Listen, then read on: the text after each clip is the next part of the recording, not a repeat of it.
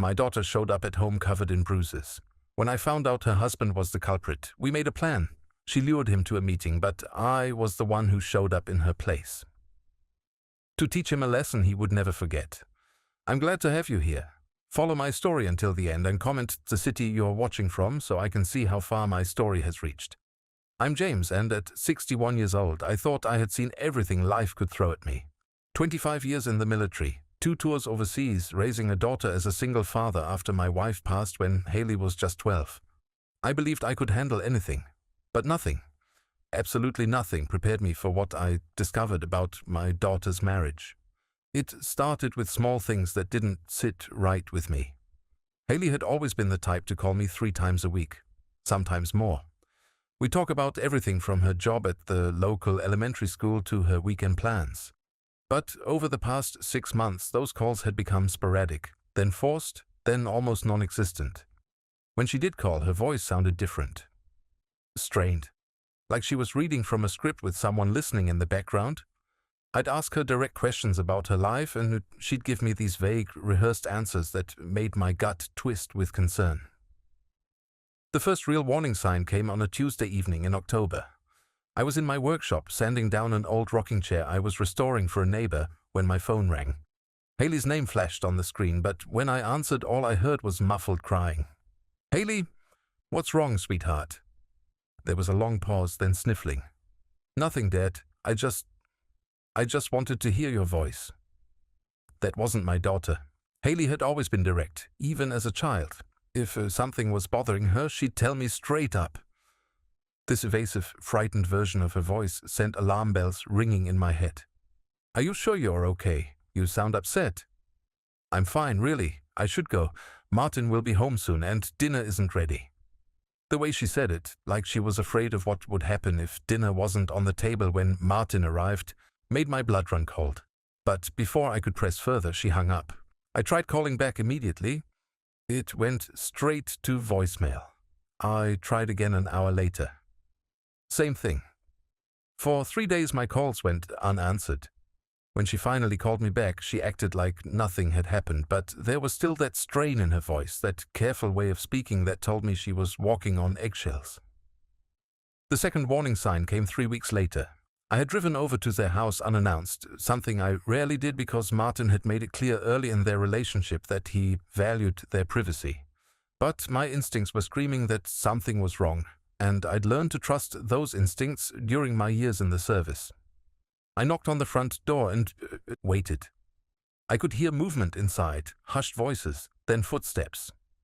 When the door finally opened, Haley stood there wearing a long-sleeved shirt despite the fact that it was nearly 80 degrees outside. "Dad, what are you doing here?" She seemed genuinely surprised, but also nervous, glancing over her shoulder like she was checking to see if anyone was watching. "I was in the neighborhood and thought I'd stop by. Can I come in?" She hesitated for just a moment too long. "Of course. Sorry, you just caught me off guard." As I stepped inside, I noticed she was favoring her left side slightly, the way people do when their ribs are sore. When I hugged her, she winced, just barely, but I caught it. Years of treating wounded soldiers had taught me to notice these things. "Everything all right, honey? You seem a little stiff." "Oh, I just pulled something at the gym yesterday. You know how clumsy I can be." But Haley had never been clumsy. She'd been a star athlete in high school, coordinated and graceful. And the gym excuse didn't sit right with me either.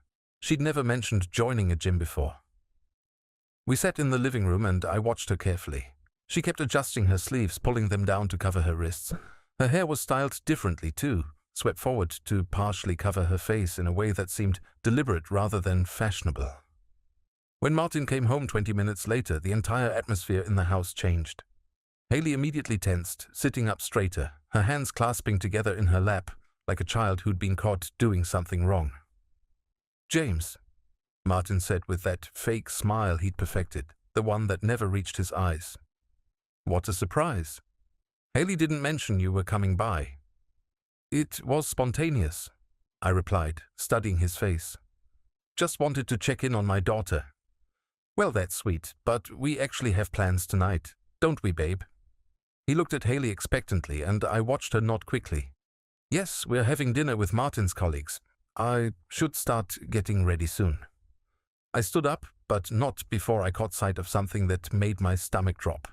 As Haley reached for her water glass, her sleeve rode up slightly, revealing a dark purple bruise on her wrist.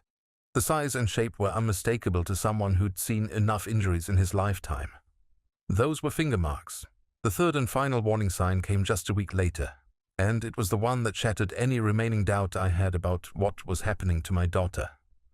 I was doing my weekly grocery shopping when I spotted Haley's car in the parking lot of the medical center across the street.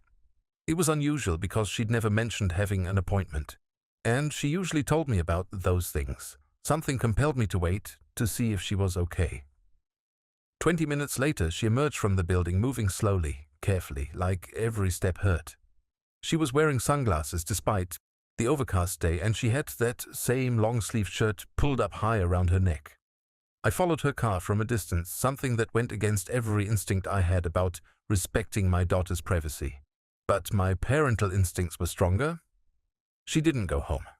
Instead, she drove to the old park where we used to go when she was little, the one with the pond where we'd feed the ducks. She sat in her car for nearly an hour, just staring at the water. Even from where I was parked, I could see her shoulders shaking. She was crying. The kind of deep, silent sobbing that comes from someone who's completely alone and scared. That's when I knew. That's when every protective instinct I'd developed as a father and a soldier kicked into high gear. My daughter was being hurt, systematically and deliberately, by the man she'd married. The man she'd trusted with her life. I drove home that night with my hands gripping the steering wheel so tight my knuckles were white.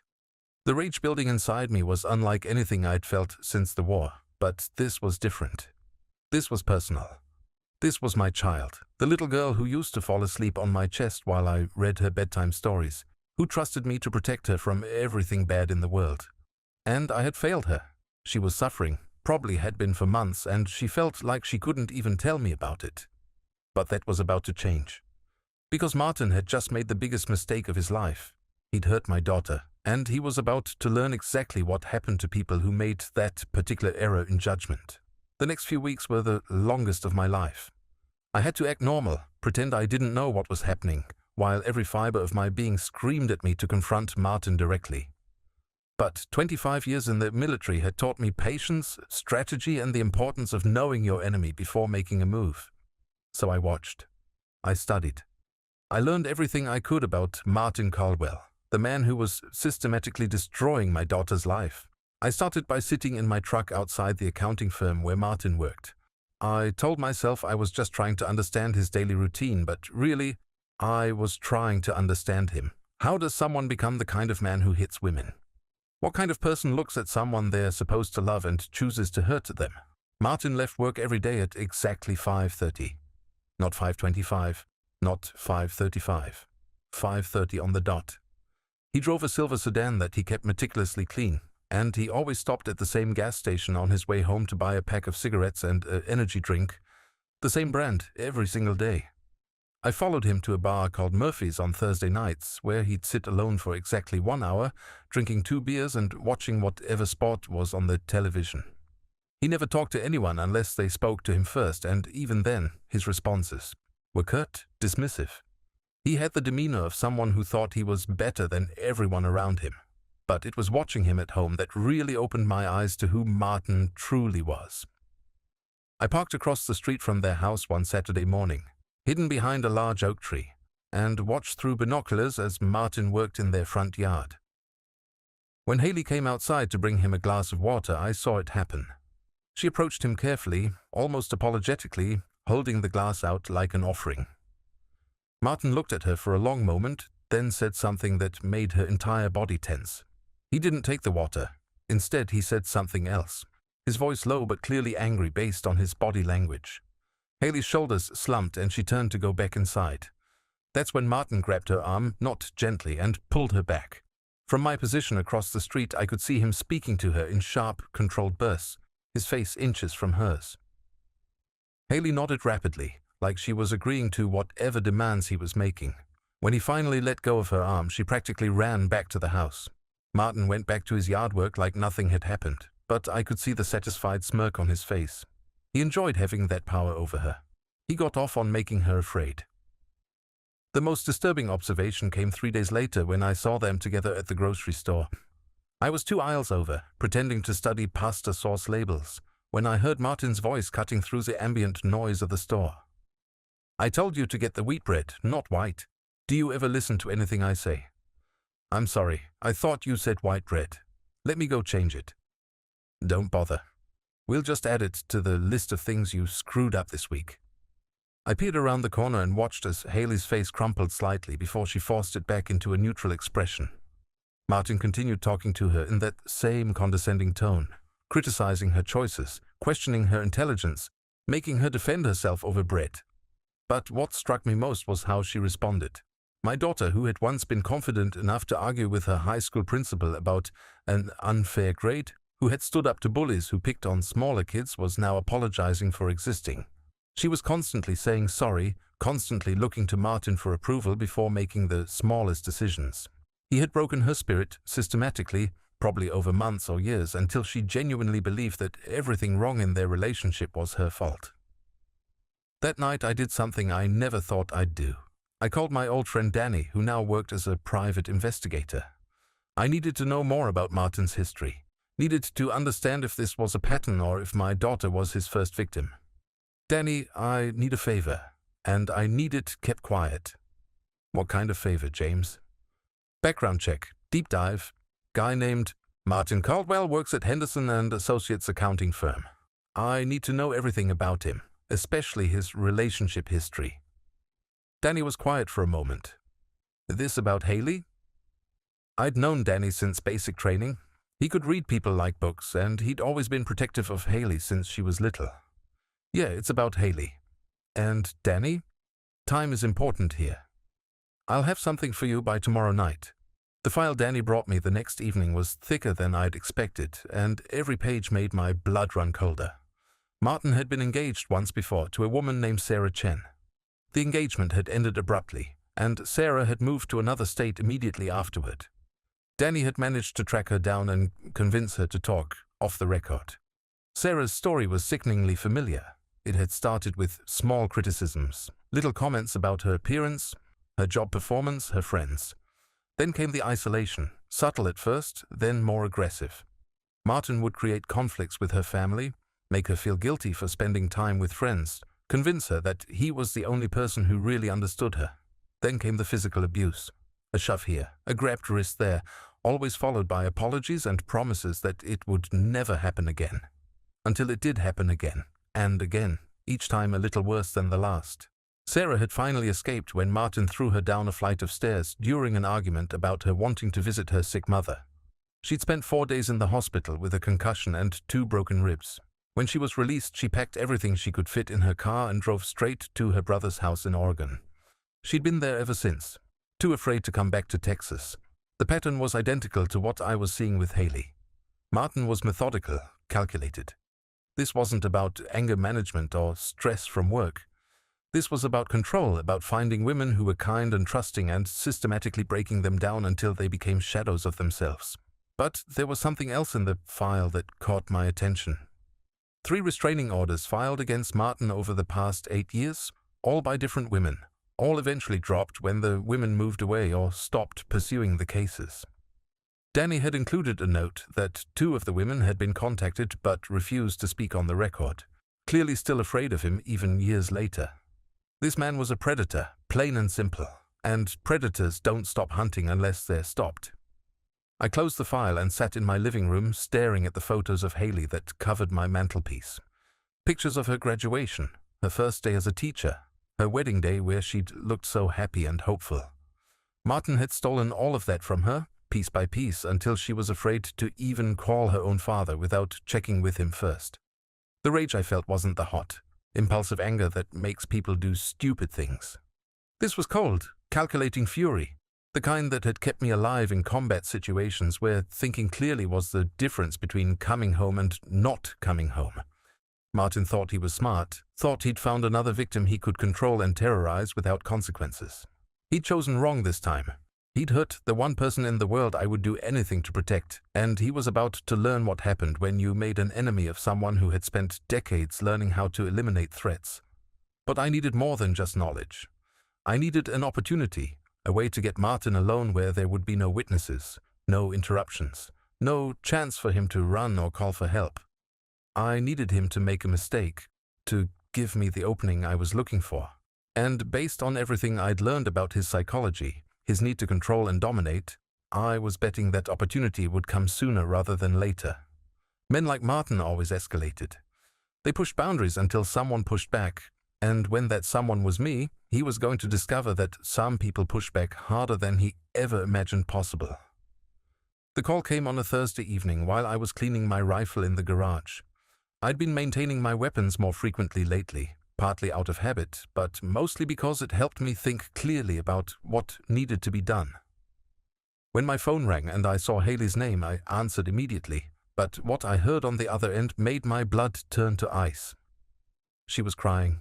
Not the quiet, controlled tears I'd witnessed before, but the raw, panicked sobs of someone who was genuinely terrified. Dad, I need help." I set down the cleaning cloth and gripped the phone tighter. "What happened, sweetheart? Where are you?" "I'm in my car, parked at the 24-hour diner on Maple Street. I can't go home, Dad. I can't face him right now." "Face who?" "Martin. Haley, what did he do to you?" There was a long pause filled only with her shaky breathing. When she finally spoke, her voice was barely a whisper. "He found out I went to the doctor last week. He went through my purse and found the paperwork. He's furious because I didn't tell him, because the doctor asked questions about my injuries. He thinks I told them about him." My grip on the phone tightened until my knuckles were white. "Did you tell them about him?" "No. I made up some story about falling down the stairs just like always.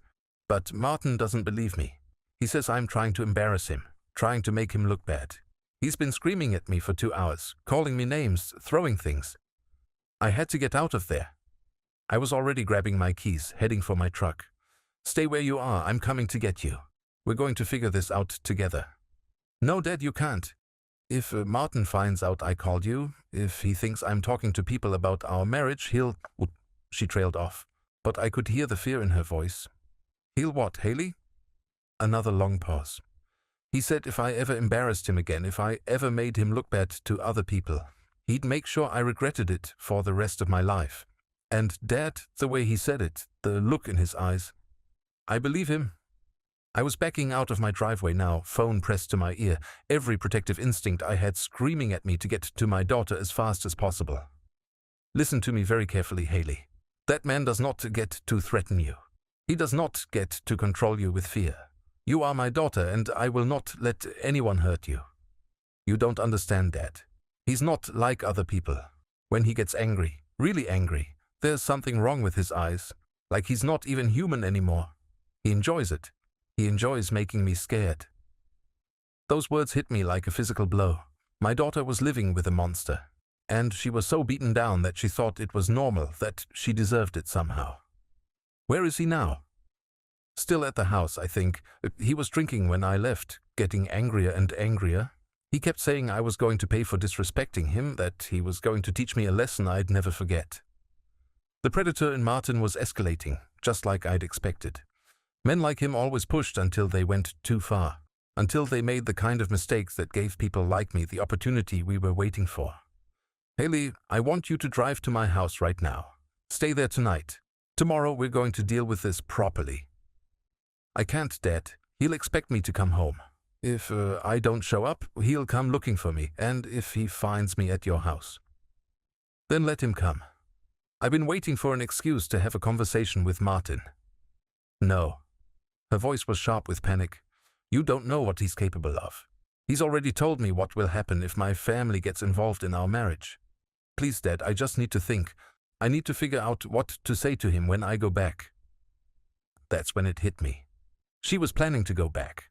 After everything he'd done to her, after the threats and the fear and the systematic destruction of her self-worth, she was still planning to go home to him. "Haley, listen to me. You are not going back to that house tonight. You're coming to stay with me, and tomorrow we're going to contact the police." "The police won't help, Dad. I don't have any proof. The bruises are mostly healed, and I've never reported anything before. It would just be my word against his, and Martin is very good at making people believe he's the victim." She was right, and we both knew it. Domestic abuse cases were notoriously difficult to prosecute, especially when the victim had been conditioned to protect their abuser, to take responsibility for the violence inflicted on them. But there was another way, a more direct approach that didn't rely on courts or lawyers or systems that were designed to give predators like Martin every possible advantage. Haley, what if I told you there was a way to make sure Martin never hurt you again?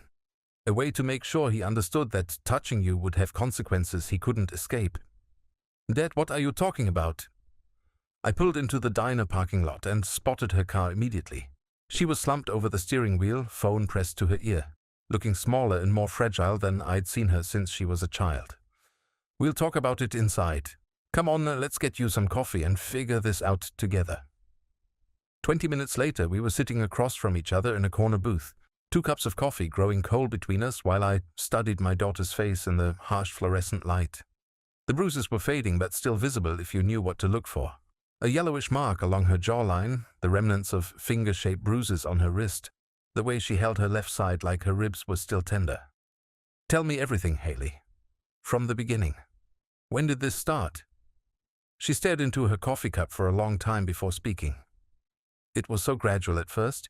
He'd criticize little things, make me feel like I was always doing something wrong. Then he started getting angry when I talked to my friends, said they were filling my head with ideas about how relationships should work. Before I knew it, I was making excuses not to see them, not to call you as much. And the physical abuse? Her hands trembled slightly as she wrapped them around the coffee mug. The first time was about 8 months ago. I had made plans to have lunch with my friend Sarah without asking him first. When I got home, he was furious. He said I was disrespectful, that I was acting like I was single instead of married. When I tried to explain, he grabbed my arm and shook me. Hard. Left bruises that lasted for weeks. What did you do? I convinced myself it was my fault, that I should have asked him before making plans, that I had been inconsiderate. He was so apologetic afterward, brought me flowers, promised it would never happen again. I wanted to believe him. But it did happen again. She nodded, tears starting to flow again. It got worse each time. A push here, a slap there, always followed by apologies and promises. But recently the apologies have stopped. Now he just acts like I deserved it, like I brought it on myself. I leaned forward, keeping my voice low and steady. Haley, what if I told you that Martin called you tonight? What if he said he wanted to meet you somewhere to talk things over, to work out your problems? She looked at me with confusion. He hasn't called me. My phone's been silent since I left the house. But what if he did? What if he suggested meeting at the old warehouse district, somewhere private where you could talk without interruptions? Understanding slowly dawned in her eyes. Dad, what are you planning? I reached across the table and took her hands in hers, mine. They were shaking, cold despite the warmth of the coffee mug she'd been holding. I'm planning to have a conversation with your husband. The kind of conversation that will help him understand exactly what happens to men who hurt my daughter. You can't. If something happens to Martin, if he gets hurt, the police will know it was you. I won't let you ruin your life trying to fix mine. Sweetheart, you will let me worry about the consequences. The only thing I need from you is a phone call. One phone call to Martin telling him you want to meet somewhere to talk. Can you do that for me? She was quiet for a long time, staring out the window at the empty parking lot. When she finally looked back at me, something had changed in her expression. The fear was still there, but underneath it I could see a spark of the strong, determined woman I'd raised. The old Riverside warehouse, she said quietly. It's where he takes me sometimes when he wants to scream at me without the neighbors hearing. He'll know exactly where I mean. Perfect. Call him now. Tell him you're sorry, that you want to make things right. But you need to talk somewhere private first. Tell him to meet you there in 2 hours. As Haley dialed Martin's number with shaking fingers, I felt a cold calm settle over me. The trap was being set, and Martin was about to walk right into it.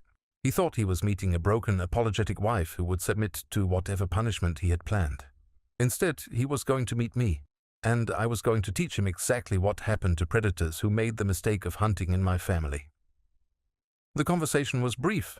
Martin was initially angry that she'd left the house, but when Haley used the submissive, apologetic tone he'd trained her to use, his attitude shifted to satisfaction. Yes, he'd meet her at the warehouse. Yes, they needed to have a serious conversation about her behavior. And yes, she was going to learn some important lessons about respect and obedience. As she hung up the phone, Haley looked at me with a mixture of terror and hope. "He'll be there in 2 hours. Dad, are you sure about this?" I squeezed her hand one more time before standing up. "I've never been more sure of anything in my life. Go to my house, lock the doors, and wait for me to call you. By tomorrow morning, Martin will never be a threat to you again." I drove home from the diner with the methodical calmness that had kept me alive through 2 combat tours. There was no room for emotion now, no space for the rage that had been building for weeks. This was an operation, pure and simple, and operations required clear thinking, proper preparation, and absolute commitment to the objective. The objective was simple: ensure that Martin Caldwell never hurt my daughter again. Back in my garage, I opened the metal cabinet where I kept my gear. Most people my age had toolboxes filled with wrenches and screwdrivers. Mine contained items from a different kind of life. Tactical gloves, sturdy boots that wouldn't leave distinctive prints, clothing that wouldn't tear or restrict movement. I dressed deliberately, each piece of equipment chosen for a specific purpose. I checked my watch. 1 hour and 15 minutes until Martin arrived at the warehouse. Plenty of time to get there early, assess the terrain, and position myself properly. In the military we had a saying: proper preparation prevents poor performance. Tonight there could be no poor performance. The Riverside warehouse district had been abandoned for nearly 5 years, a casualty of economic downturn and shifting industry. It was the perfect location for what Martin had been doing to my daughter, isolated enough that no one would hear her crying or pleading. Tonight it would serve a different purpose. I arrived 45 minutes early and parked my truck 3 blocks away, approaching the area on foot through the shadows cast by broken streetlights. The warehouse Martin had chosen was a concrete structure with high windows and multiple entrances, surrounded by weeds and debris. I could see why he'd selected it. No witnesses, no security cameras, no chance of interruption. But what made it perfect for Martin's purposes also made it perfect for mine. I circled the building twice, noting every entrance, every window, every possible escape route. The main door was partially ajar, hanging on rusted hinges. The loading dock on the east side was accessible, but the metal door was secured. 2 windows on the north wall were broken out, offering alternative entry points if needed. Inside the warehouse was a cavern of shadows and echoes. Broken pallets were scattered across the concrete floor, along with old machinery covered in dust and rust. The air smelled of decay and abandonment, with an underlying chemical tang that suggested this place had been used for purposes beyond legitimate business. I positioned myself near the rear of the building, behind a stack of old shipping containers that provided cover while still allowing me to observe the main entrance. From here I could see Martin when he arrived, could watch his body language, assess his mental state before making my presence known. At exactly 9:30, headlights swept across the broken windows as Martin's silver sedan pulled into the parking area outside. I watched through a gap in the containers as he sat in his car for several minutes, engine running. He was scanning the area, looking for signs of Haley's presence, probably savoring the anticipation of whatever he had planned for her. When he finally got out of the car, I could see the predator in his movements. He walked with the confident swagger of someone who believed he held all the power, who thought he was meeting a broken victim who would submit to whatever punishment he had designed. His hands were clenched at his sides, and even from a distance I could see the tension in his shoulders that suggested barely controlled rage.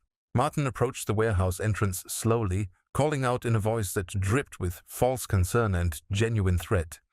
"Haley! Are you in there, baby? Come on out so we can talk about this like adults." He stepped through the doorway and I could hear his footsteps echoing in the empty space as he moved deeper into the building. "I know you're scared, honey, but running away just made things worse. We need to discuss your behavior tonight. Need to make sure you understand why what you did was so wrong." His voice was getting closer to my position now. I could hear the satisfaction in his tone, the anticipation of someone who enjoyed inflicting fear and pain on others. This was probably how he'd spoken to Sarah Chen, to the other women who'd filed restraining orders against him. The voice of a predator who'd never faced real consequences for his actions. You know I love you, Haley, but love means discipline sometimes. It means helping you understand when you've made mistakes so you won't make them again. I stepped out from behind the shipping containers, moving silently across the concrete floor until I was directly behind him. Martin was still calling for Haley, still moving forward with that confident stride, still completely unaware that the balance of power in this situation had shifted dramatically. "She's not coming, Martin." He spun around so fast he nearly lost his balance, eyes wide with shock and confusion. For a moment he didn't speak, just stared at me like his brain couldn't process what he was seeing. "James, what are you doing here? Where's Haley?" I took a step closer and I saw something flicker in his eyes. Not fear yet, but uncertainty. The predator was realizing that this wasn't the scenario he'd planned for. "Haley's safe. She's somewhere, you will never hurt her again." Martin's confusion quickly shifted to anger. "What the hell is going on here? I'm supposed to meet my wife, not her father. This is none of your business, old man. When you put your hands on my daughter, you made it my business." The words hung in the air between us, heavy with implication. Martin's face went through a series of expressions: surprise, denial, anger, and finally calculation. I could see him trying to figure out how much I knew, how much Haley had told me. "I don't know what lies she's been filling your head with, but Haley and I have a good marriage. Sometimes couples have disagreements, but that's between a husband and wife. It's not something for outsiders to get involved in." "Disagreements?" I took another step forward, and this time Martin instinctively stepped back. "Is that what you call throwing my daughter downstairs? Grabbing her hard enough to leave finger-shaped bruises on her arms? Making her so afraid that she jumps every time a door slams?" Martin's mask was slipping now. The false concern was being replaced by something colder, more honest. "You don't know anything about marriage, James? You couldn't even keep your own wife alive, could you? Maybe if you'd been a better husband, Haley would have learned how to be a better wife." The comment about my deceased wife was meant to provoke me, to make me lose control and do something stupid. It was the kind of psychological manipulation that had probably worked on Haley, on the other women he'd victimized. But I wasn't a frightened woman who'd been systematically broken down over months of abuse. I was a man who'd spent 25 years learning how to handle threats to the people I was sworn to protect. "That's where you're wrong, Martin. I know exactly what kind of man you are. I know about Sarah Chen. I know about the restraining orders. I know about the pattern of abuse that follows you wherever you go." His eyes narrowed, and I could see him reassessing the situation. The confident predator was being replaced by something more desperate, more dangerous. "You've been investigating me. You think you're some kind of detective now?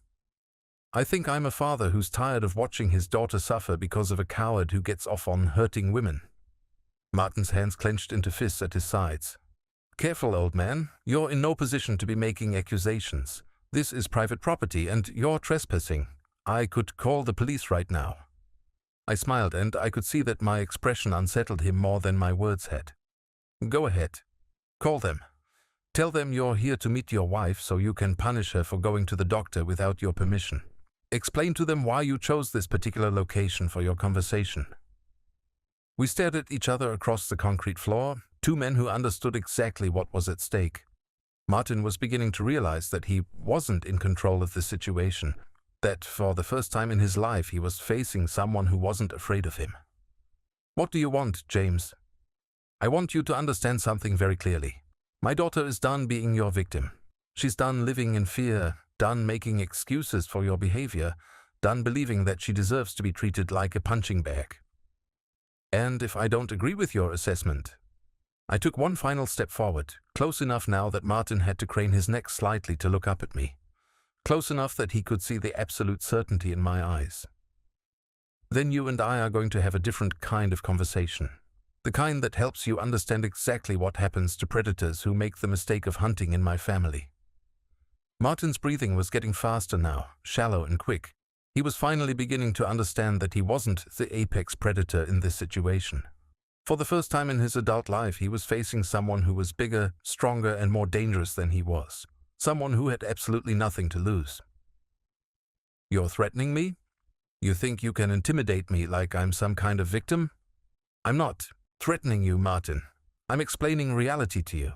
You have two choices tonight. You can walk away from my daughter's life permanently, disappear so completely that she never has to worry about seeing you again.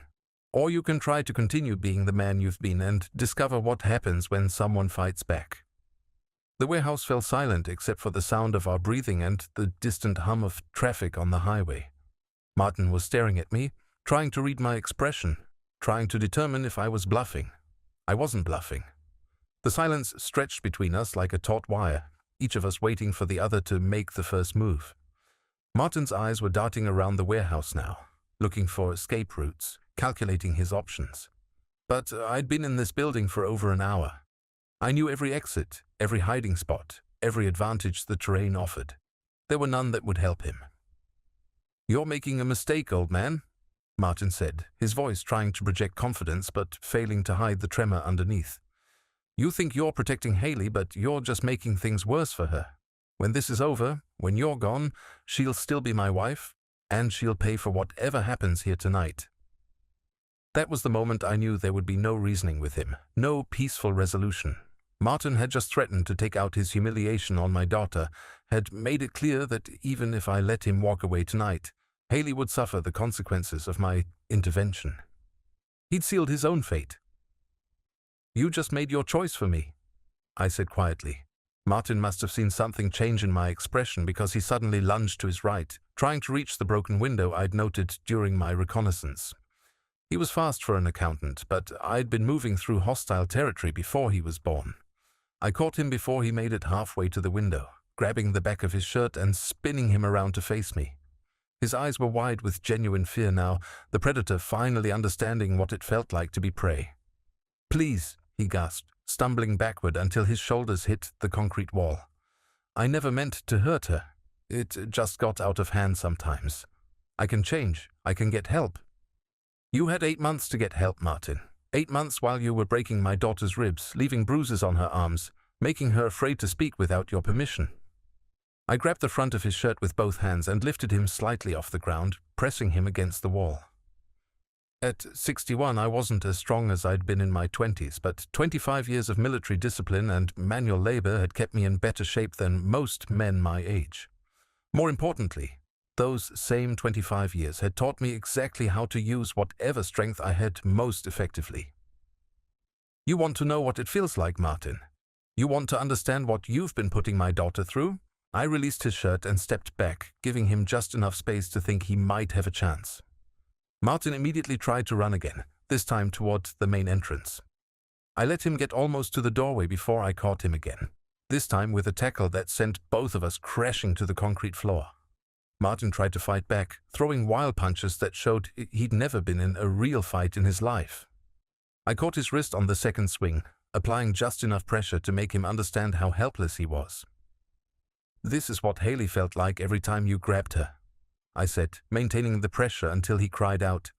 "Helpless, scared, completely at the mercy of someone bigger and stronger." I released his wrist and stood up, looking down at him as he cradled his arm against his chest. There were tears in his eyes now, the same kind of tears I'd seen in Haley's eyes too many times over the past few months. "Please, James, I'm sorry. I know I made mistakes, but I love Haley. I never meant for things to go this far." "Love?" I laughed, but there was no humor in it. "You don't love my daughter, Martin. You love controlling her. You love having someone smaller and weaker than you to take your frustrations out on." Martin was scrambling backward across the concrete floor now, trying to put distance between us. "I can change. I swear to you I can be better. Just give me another chance." "How many chances did you give Haley when she begged you to stop hitting her?" He opened his mouth to answer, then closed it again. We both knew the answer. I walked over to where he was cowering against a stack of old pallets, moving slowly, deliberately. Not because I was tired or winded, but because I wanted him to feel the anticipation, the fear of not knowing when the next blow would come. "Stand up, Martin." He shook his head, still crying. "I can't. I think you broke something." "I haven't broken anything yet. But the night is young." When he still didn't move, I reached down and hauled him to his feet by his shirt collar. He was lighter than I'd expected, probably no more than 160 pounds. No wonder he'd chosen to prey on women who were even smaller than he was. "Here's what's going to happen." I said, backing him against the concrete wall again. You're going to disappear from my daughter's life, tonight. You're going to go home, pack whatever fits in your car, and drive as far away from Texas as you can get. I can't just leave. I have a job, a lease, responsibilities. I grabbed his shirt again, lifting him until his feet were barely touching the ground. Your responsibilities ended the first time you put your hands on my daughter. Everything else is just details. Martin was making choking sounds now, his hands clawing at my grip on his shirt. I loosened my hold just enough to let him breathe. You're going to call Haley tomorrow and tell her the marriage is over. You're going to tell her it's your fault, that she deserves better, and that she'll never see you again. Are we clear? He nodded frantically, gasping for air. And if you ever come back to Texas, if you ever try to contact my daughter again, if I even hear a rumor that you're within 500 miles of her, we'll have another conversation. One that won't end with you walking away. I released him and stepped back. Martin collapsed to his knees, coughing and rubbing his throat. Do you understand what I'm telling you, Martin? Yes, he whispered. I understand. I don't think you do. I reached into my jacket pocket and pulled out the file Danny had compiled on Martin's history. I dropped it on the concrete floor in front of him, the pages scattering in the dim light. This is everything I know about you. Every woman you've hurt, every restraining order, every time you've used your fists to solve problems that required a man instead of a coward. Martin stared at the papers, his face going pale as he recognized names, dates, incidents he'd probably convinced himself no one else remembered. Sarah Chen is living in Oregon now, working as a nurse, still afraid to come back to Texas because she thinks you might find her. The other women you terrorized have scattered across the country, all of them carrying scars you gave them. I crouched down so I was at eye level with him. But here's the thing about bullies, Martin. Eventually they pick on the wrong person. Eventually they go after someone whose family doesn't run away. Martin was shaking now, his whole body trembling with fear and adrenaline. What do you want from me? I want you to know that if you ever hurt another woman the way you hurt my daughter, I will find out about it. And when I do, I won't be as generous as I'm being tonight. I stood up and walked over to where my jacket was hanging on a broken piece of machinery. From the inside pocket, I pulled out a small digital recorder and held it up so Martin could see it clearly. This entire conversation has been recorded, Martin. Every threat you made against Haley, every admission of abuse, every word that proves you're exactly the kind of man I know you are. His eyes widened with horror. You can't use that. It's illegal to record someone without their consent. Is it? Well, I guess that's something for the lawyers to figure out.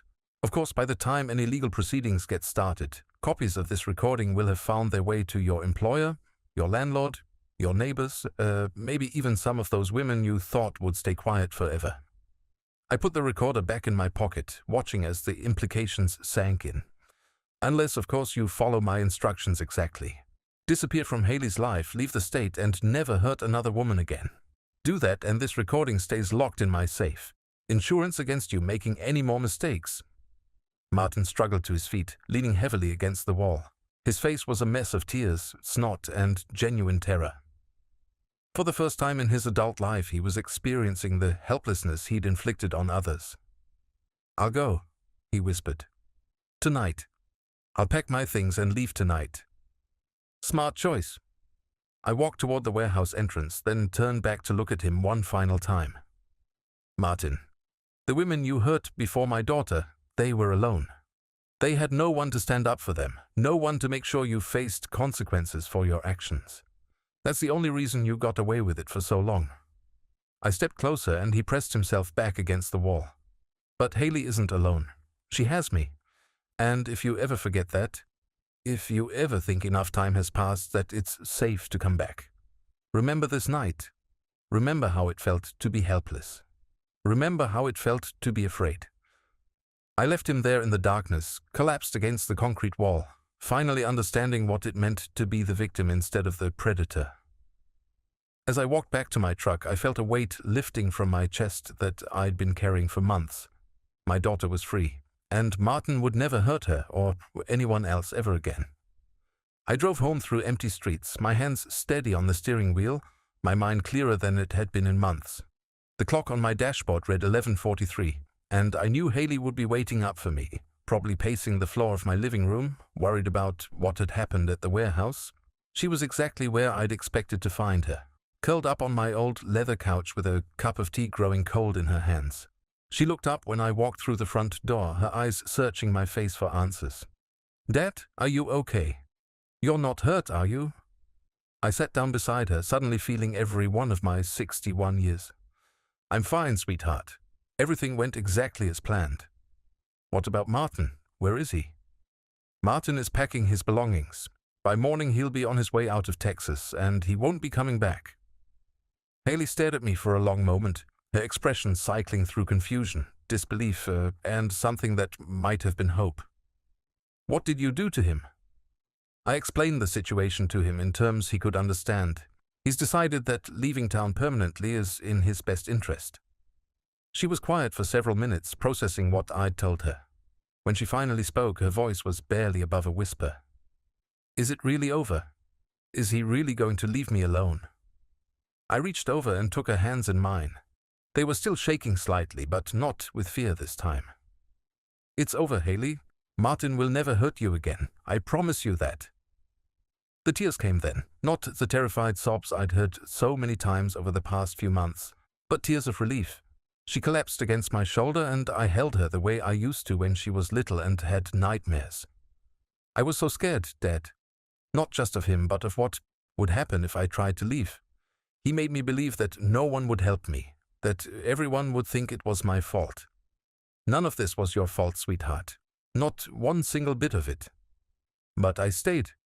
Even after he started hitting me, I stayed. What kind of person does that make me?"